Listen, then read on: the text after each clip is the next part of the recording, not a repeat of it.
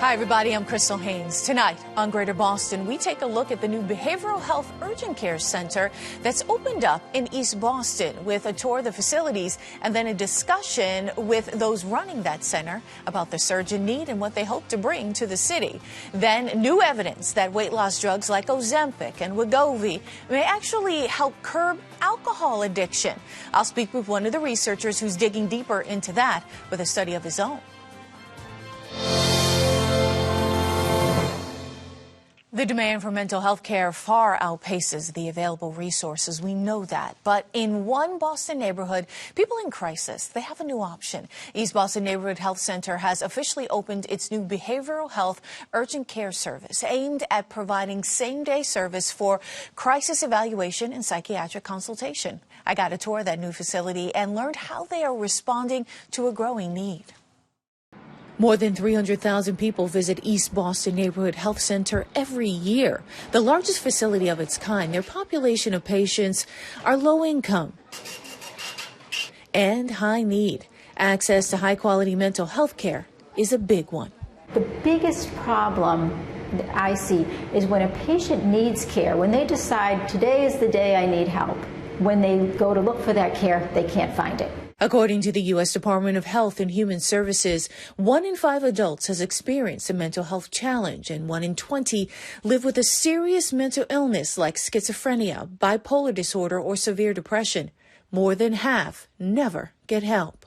The wait for appointments throughout the state for both medication management and counseling are just so lengthy. Their answer to that problem is this new behavioral health urgent care unit. They're industry standard for creating calm, trauma-informed, aesthetically pleasing spaces. I got a tour guided by Michael Mancusi, VP and Chief Behavioral Health Officer. From the art on the walls, custom-made to prevent injury, to the layout of the rooms, every detail in the unit is intentional. That includes this streamlined metal detector aimed at keeping the space less intrusive. And it's got 1, 2, 3, 4, 5 points. On-demand virtual interpretation services. Whether they speak Spanish, Portuguese, Arabic, or some other language. In addition to bilingual staff, helps eliminate language as one of the hurdles to accessing mental health care.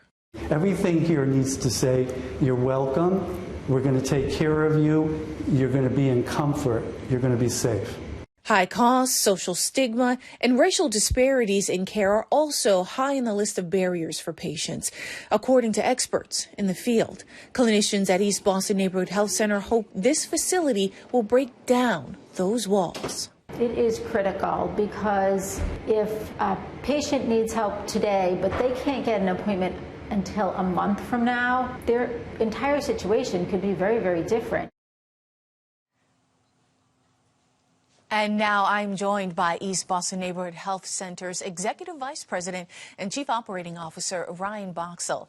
Their Director of Community Trauma Support Services and Mental Health, Aaron Borgalt, and Nia Jones, Director of Youth and College Division with the Black Mental Health Alliance. Thank you all for being with me to talk about, what is a growing issue across the country and here in Massachusetts. Ryan, I'll start with you. This is an amazing facility, but also it's a level of care and thoughtfulness, and also the attention to detail, the privacy to the patients as well that will use it. So talk to me a little bit about that intentionality.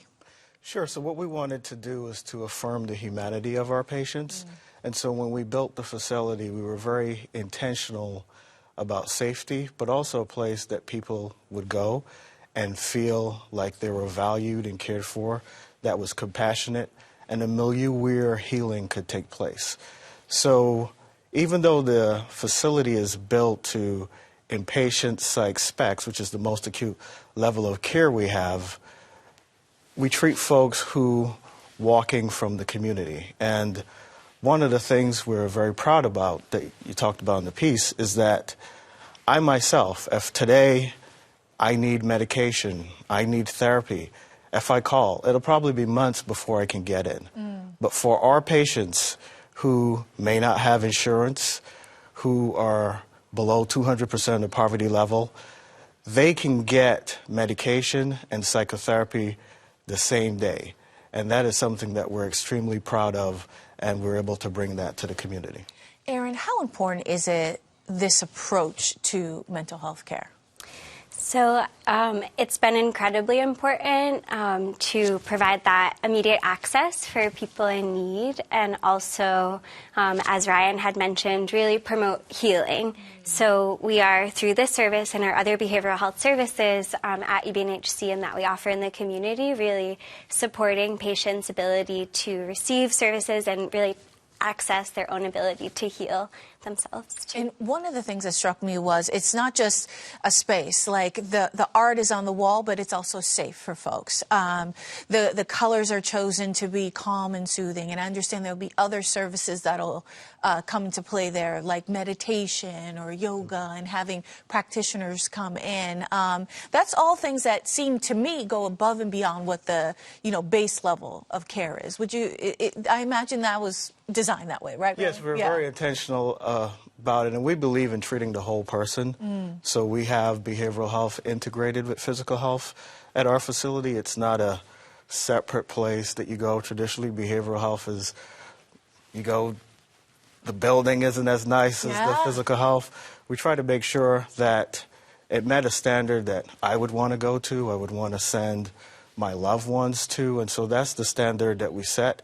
And being holistic, we look to bring in other healing arts. So it's not just, as a provider, me saying, well, it just needs to be, the things that I learned when I was studying clinical psychology.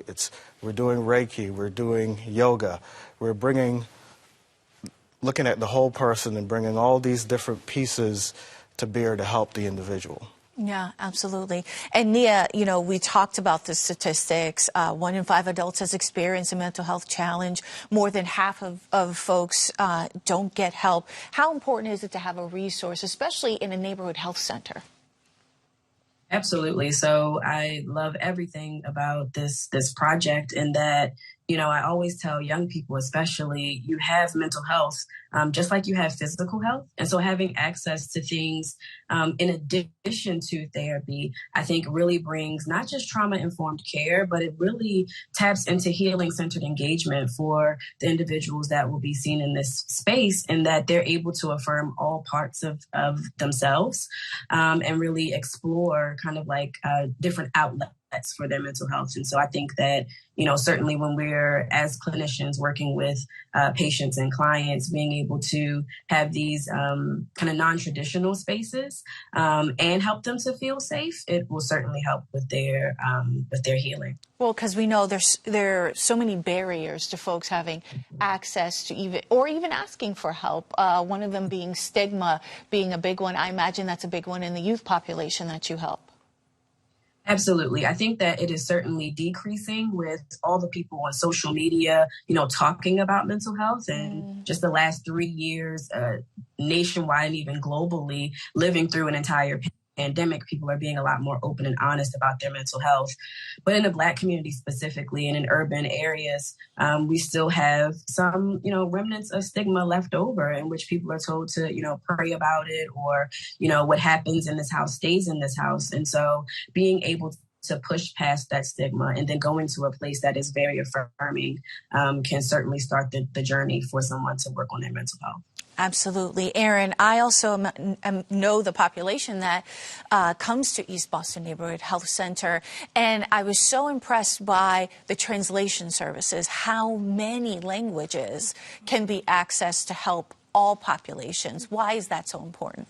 It's so important because we really work with so many immigrants, and so our role at the health center is to really accompany them and make sure that health equity is at the center of everything that we do. And our interpretation services department supports us so much with that. I think also having bilingual and bicultural providers, and especially thinking about these healing modalities. We have immigrant community healers that we work in coalition with. So it's really services through the Community Healing Center project that EBNHC is a part of for and by the community. So really having community partnership as a centerpiece of that as well. Yeah. Please. an important point that we're very proud of is around translations. We do over 200 different languages that we can translate. Last year we did about 205,000 translations. This year we're on pace to do over 220,000 translations. And when you look at, unfortunately, it's important for patients when they show up to see people that look like them. And when you look across mental health, when you look at clinicians, only about 20% of clinicians are people of color. At this facility alone, we have more than doubled that just in our Latinx clinical staff. And so what we're very intentional about is to try to make sure that when patients show up, they see people that look like themselves, that understand their culture, and we think that that goes a long way in the healing process. And I'm also thoughtful about how, and to go back to your point, Ryan, where a person can come in with, say, they're in an acute mental health crisis. You treat that, but maybe they also need a checkup for a health issue that they've been ignoring because of this acute mental health crisis. And maybe they've been on a waiting list, or maybe, you know, we've all tried to make a doctor's appointment outside of, you know, the normal, everyday happenings. But it almost ends up being a one-stop shop for acute care in general. Yes, the cool thing about the building, 10 Gove, is that the emergency department is on the same floor and it's just steps away. The pharmacy actually shares a wall with the facility. So you can essentially come in, urgently needed therapy and medications, and you can go next door and get those medications right away. If it's an urgent issue, we can take you to the emergency department, or patients are referred from the emergency department to this facility, because the emergency department is not necessarily the best place for a patient going through a psychiatric crisis. And so that's why we wanted to actually build this facility where it would be separate. If you go up to the second floor, that's where our adult medicine practices are. And if you go up to our third floor, that's where our pediatric practices are. And we also have same-day pediatrics. So a mom can show up the same day without an appointment and get care. So you can essentially walk into one building, get emergency care, full course of behavioral health, medications and psychotherapy, crisis and treatment intervention. You can get adult medicine and pediatric medicine all within the same building. And so that's something, again, that we were very intentional about when we were looking to put this facility together. Yeah, and Nia, I'm thoughtful of that too, because one of the psychiatrists on staff that we heard in the piece, Laura Petrillo, was talking about the fact that when someone is ready to get help, you got to catch them in that moment before they change their mind or a life circumstance happens. And so talk to me a little bit about that work around making sure when someone's ready to get help, or if they need help right now, how important that moment is. Absolutely. Time is of the essence. And so what we see a lot of times, and you all have already mentioned it, is that wait lists are long for mental health providers. And so being able to see a patient and give them medication and actually begin to take that journey with them for their mental health is crucial, because, you know, the longer time, the longer amount of time that the individual then has to, you know, process within themselves or with a family member that may, you know, not necessarily have the skills that that person would benefit from, all kinds of decisions could be made, right? And so we know that could then impact future generations, that can impact, you know, their children, their families. It could also have an impact on their ability to go to work. And so often that is usually the first thing that gets cut, is that, you know, if I'm having a mental health crisis or just trying to process through some things, I don't go to work. And then what does that mean? You know, I can't take care of my family, or, you know, I automatically seem weak, or, you know, I can't afford to not do this. And so if that person has made the decision to get help and they're able to go into this space, it's transformative in its impact on that day and on days to come, for sure. And we've certainly seen a rising number of folks who are in this mental health crisis, especially since the pandemic. Talk to me about what you're seeing at your organization. Yeah, so the Black Mental Health Alliance is dedicated to really taking mental health to the community. So our founder was very cognizant about the fact that, especially in Black communities and in urban environments, that individuals would go to the community first for healing. And so we are all about really training individuals in the community around what mental health looks like and sounds like. What then can you do if, for example, just what we just talked about, if a person comes to you that wants to make a change in their lives, how can you help from step one? And so we're seeing, young people that are taking control of, being able to inform their peers about mental health. And so they take classes with us to be able to learn about, different mental health diagnoses and then be able to help their peers. We're seeing adults who are sitting with us in barbershops and beauty salons to really be able to, again, reduce the stigma and have conversation about mental health. And so we're seeing people really, engage with our organization because they want to get better. I think the issue is often what we've talked about here, that when they make the decision, really getting access to an individual. And so we hold a database of psychiatrists and therapists who are ready to be able to have conversation with and accept new clients. But we also provide what we call wellness check-ins, because there needs to be a bridge between, the first appointment and you making that decision. So we stand in the gap with individuals to have quick conversation about, I'm a listening ear to be able to support you. And so people want to get better. It's just a matter of where do they go. And so individuals, organizations such as what we're talking about today, as well as the Black Mental Health Alliance, standing in the gap, I think people are going to get exactly what they need. I like that, standing in the gap. And Ryan, in our last 30 seconds or so here, talk to me about how important that community-centered approach is, because that's what you all are all about there. Yeah, so I think, as they say, it takes a village. It does. And behavioral health is one of the main drivers of bad health outcomes on the physical health side. And so you really can't do good physical health intervention without first doing behavioral health. But, as I heard a colleague say, we have done a great job of medicalizing poverty. And so a lot of what we're really seeing are the consequences of poverty. And so what we've tried to do, by the time somebody shows up in the exam room, it's almost too late. And so what we've tried to do is to go upstream by providing over 200,000 meals a year, by helping folks with housing, social justice. So I think you have to take a complete community approach and look at it from that way, because the patient doesn't leave us and go into a glass bubble. That's right. They go back into the community. And so we view ourselves as not just an organization that works with the community, but we are a part of the community, and it requires the entire community to heal that individual. Yeah. Well, thank you all for being with me. Great conversation. Thank you. Thank you. Thank you.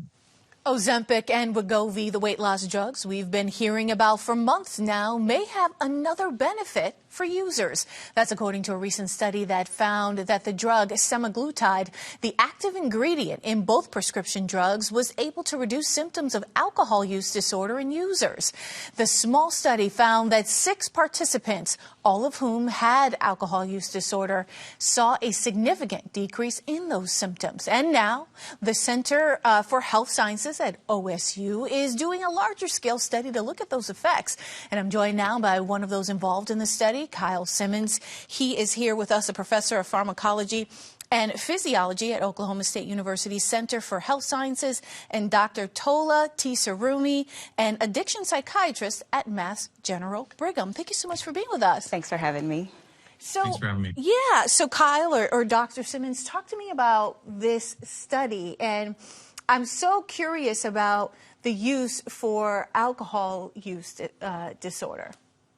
Yeah. So on the basis of preclinical research that was done in rodents and monkeys, and also a lot of anecdotal evidence from patients, my colleague Jesse Richards and I wanted to look more closely at whether semaglutide might lead to reductions specifically in alcohol use disorder symptoms. So Jesse is a kind of an up-and-coming star in the world of obesity medicine, and he leads an obesity medicine clinic here in Tulsa. And so what the research team did was identify 6 patients in his clinic who screened positive for alcohol use disorder, and then who subsequently received semaglutide as part of their treatment for obesity. And interestingly, after beginning treatment with semaglutide, all 6 patients exhibited marked reductions in their AUD symptoms. So that's very interesting. It's exciting. I think 2 things I would note about that. One was that the average time from intake to follow-up was only about 5 months, so the effects seemed to be fairly quick. And then the other was the doses, was the dose that was used. So most of these patients were on fairly low doses of semaglutide, and that's important for thinking about long-term treatment. But I guess the one thing I would say is I want to acknowledge this is a small case study, and that what we really need now are the gold standard randomized placebo-controlled double-blind clinical trials to really tell us, is this medication safe and effective in patients with AUD? And so that's what we're actually doing now here at OSU, and there's some other sites around the country that are doing that as well. Well, Dr. Tola, I mean, you work in addiction medicine. Talk to me a little bit about what this means. Is this an exciting development? Absolutely, because we're talking about literally the whole state of the mind of the individual. So we have patients who have alcohol use disorder. They're coming in.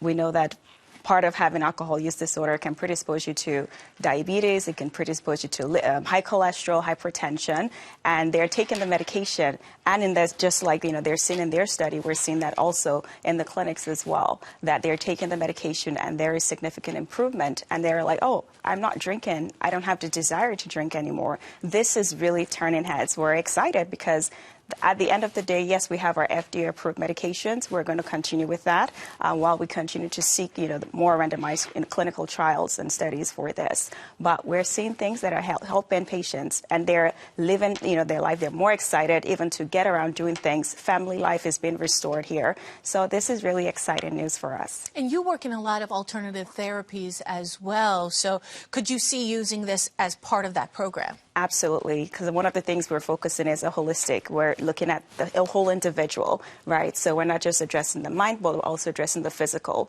A lot of our patients, when you have alcohol use disorder, yes, again, it goes by individualized treatment and screening, seeing that they do qualify and meet the criteria for the treatment. And with that, we're seeing that we're able to actually enable them and help them even achieve the things that they want to do in their family being restored. So for us, we're doing, the wellness part of it, of course, using the semaglutide Wegovy with the treatment as well. And when we're looking into other vitamins and looking into that, nutraceuticals for that. So I'm really excited of where we are today. Absolutely. Well, Dr. Simmons, 6 results or 6 patients, is it enough to get high hopes? I think it's important to contextualize that finding. So there's a really interesting set of preclinical data, like I said, in rodents and monkeys that suggest that you should see a reduction in alcohol consumption. There's a lot of anecdotal data. We now have these 6, this case series of 6 patients.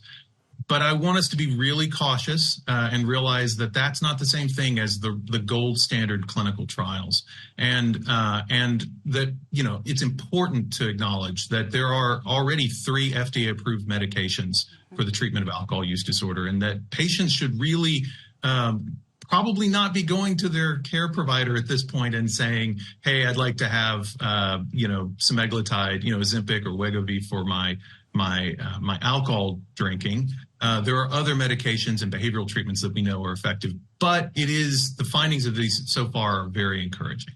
My other thought is we know that Ozempic and Wegovy and these weight loss injectables are also scarce now because of their popularity, and they cost a lot of money. So if it goes through, the gold standard of testing and is proven as a effective drug, could that be a concern, like access to it and the cost?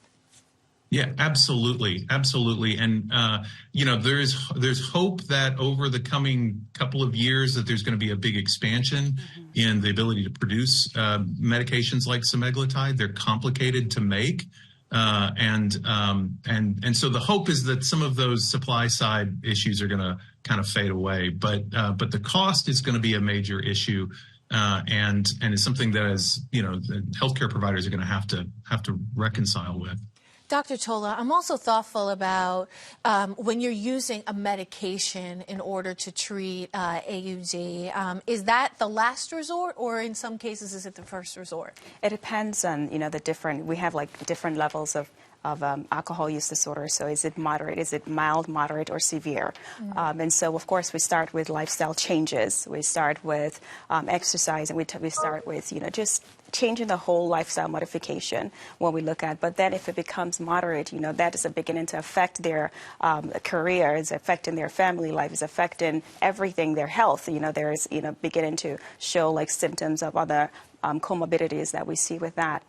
We need to address it. You can't just let the individual continue there because they're asking, they're coming for help, they're crying for help, and a lot of times it could be just a subtle thing that they will say. And so, as part of our screen, we pay attention to that. No matter how subtle it is, we want to address it. That's why you're here. You're not just driving all the way down to see me to say, oh, just to give me one thing. No, you want me to help you. You want me to figure it out. So there is therapy. These are proven effects. We have our FDA-approved medications that we'll continue to use, and those will remain first line. And then, because of the other comorbidities that are along with it, then we're like saying, oh, this is also something that you can use. And then they are able to say, well, absolutely, these are the results I'm seeing.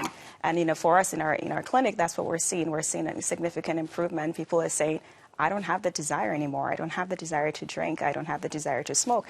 So these are things that are very, very interesting. And, I'm really excited to see more data and research, along the lines of this. So someone who maybe would take, a drug that we have approved, and perhaps this will be one of them. Would that be someone who has acute addiction, or someone who's been struggling it for a while, maybe tried other things and it didn't work? We will always start with of course, approved medications. Yeah. And so if it has not worked for them and they meet the criteria for the semaglutide, absolutely, we'll put that on board and just see how they do with it. We already have patients who are doing great with that. So we're not telling them to stop their medications. They're continuing their medication. And so if we're addressing either their diabetes or their high cholesterol or the other comorbidities leading to the metabolic syndromes that we're seeing with the medication, then we're able to continue with the medication and then actually see improvement on all these other areas that we're kind of targeting, indirectly targeting. Well, we'll certainly have to see. I know everyone's going to be looking at the results of your study there, Dr. Simmons. Thank you so much for being with us, Dr. Tola, Dr. Simmons. Thank you for your time. Thank you for having us. Well, that's it for tonight, but come back tomorrow. GBH News' Paris Alston sits down with Congresswoman Ayanna Pressley on her historic career in politics so far and what's next. Plus, a taste of the new Blue Ribbon Brasserie, now opened in Fenway with their head chef. That's tomorrow at 7. Thank you so much for watching. I'm Crystal Haynes. Good night.